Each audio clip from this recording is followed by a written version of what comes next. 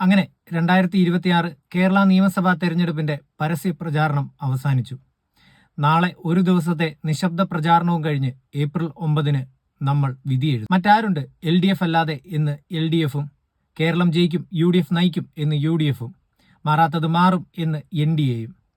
കേരളം രൂപീകൃതമായതിനു ശേഷം കമ്മ്യൂണിസ്റ്റും കോൺഗ്രസും കേരളത്തെ മാറി മാറി ഭരിച്ചു. ഈ കാലയളവിൽ ഒരുപാട് മാറ്റങ്ങൾ നമ്മൾ കേരളത്തിൽ കണ്ടു. എന്താണ് മാറാത്തത് മാറും എന്നതുകൊണ്ട് NDA ഉദ്ദേശിക്കുന്നത്? എന്താണ് മാറേണ്ടത്? നീതി ആയോഗ് റിപ്പോർട്ടുകൾ പ്രകാരം ഇന്ത്യയിലെ ഏറ്റവും മികച്ച സംസ്ഥാനം എന്നുള്ള പദവിയാണോ മാറേണ്ടത്? ഇന്ത്യയിലെ ഏറ്റവും ക്രൈം റേറ്റ്സ് കുറവുള്ള സംസ്ഥാനം എന്ന പദവിയാണോ മാറേണ്ടത്? ഏറ്റവും മികച്ച വിദ്യാഭ്യാസ സംവിധാനങ്ങളുള്ള സംസ്ഥാനം എന്നതാണോ മാറേണ്ടത്? ഏറ്റവും നല്ല പൊതു ആരോഗ്യ മേഖലയുള്ള സംസ്ഥാനം എന്നതാണോ മാറേണ്ടത്? മികച്ച ജെൻഡർ ഇക്വാളിറ്റിയുള്ള സംസ്ഥാനം എന്നതാണോ മാറേണ്ടത്? ശുദ്ധമായ കുടിവെള്ള ലഭ്യതയാണോ മാറേണ്ടത്? അമേരിക്കയേക്കാൾ കുറവ് ശിശുമരണ നിരക്ക് ആണോ മാറേണ്ടത്?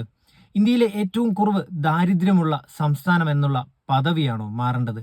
എന്താണ് മാറേണ്ടത്? മാറേണ്ടത് നിങ്ങളല്ലേ? രാജ്യത്ത് ഓരോ 20 മിനിറ്റിലും ഒരു സ്ത്രീ പീഡിപ്പിക്കപ്പെടുന്നു എന്നത് മാറണ്ടേ? ബീഫിന്റെ പേരിൽ മനുഷ്യനെ തല്ലിക്കൊല്ലുന്നത് മാറണ്ടേ? ജയ് ശ്രീറാം വിളിച്ച് മറ്റ് ആരാധനാലയങ്ങൾ തല്ലി തകർക്കുന്നത് മാറണ്ടേ? ജാതിയുടെയും മതത്തിന്റെയും പേരിൽ കമ്മ്യൂണൽ വയലൻസ് ഉണ്ടാവുന്നത് മാറണ്ടേ? മാധ്യമ വിലക്ക് മാറണ്ടേ? പ്രതിഷേധങ്ങൾക്ക് നേരെയുള്ള പോലീസ് അതിക്രമങ്ങൾ മാറണ്ടേ? ബുൾഡോസർ രാജ് മാറണ്ടേ? പട്ടിണി മരണങ്ങൾ മാറണ്ടേ? കോർപ്പറേറ്റുകൾക്ക് തുച്ഛമായ വിലയ്ക്ക് ഭൂമി നൽകുന്നത് മാറണ്ടേ? വായു മലിനീകരണം മാറണ്ടേ? ഗംഗയും യമുനയും പോലുള്ള നദികളിൽ മാലിന്യങ്ങൾ കുന്നുകൂടുന്നത് മാറണ്ടേ? എയർപോർട്ടുകളും പുത്തൻ റോഡുകളും പാലങ്ങളും വാട്ടർ ടാങ്കുകളും തകർന്നു വീഴുന്നത് മാറണ്ടേ?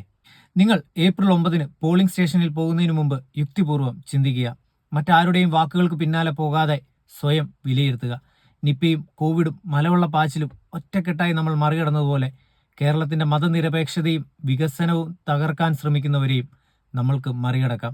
ഹിന്ദുവിന്റെയോ മുസ്ലിമിന്റെയോ ക്രിസ്ത്യാനിയുടെയോ പക്ഷം പിടിക്കുന്നവരെയല്ല നമുക്ക് MLA-മാരായിട്ട് വേണ്ടത്. മനുഷ്യപക്ഷം പിടിക്കുന്നവരെയാണ്. നമുക്ക് മികച്ച റോഡ് ഉണ്ടാവണം, മികച്ച പാലങ്ങൾ ഉണ്ടാവണം, മികച്ച ആരോഗ്യ സംവിധാനങ്ങളും വിദ്യാഭ്യാസ സംവിധാനങ്ങളും ഉണ്ടാകണം. പൊതു ഇടങ്ങളും കളിക്കളങ്ങളും വൃത്തിയുള്ള നാടും സമ്മാനിക്കുന്നവർക്കാവട്ടെ നമ്മുടെ ഓരോ വോട്ടും.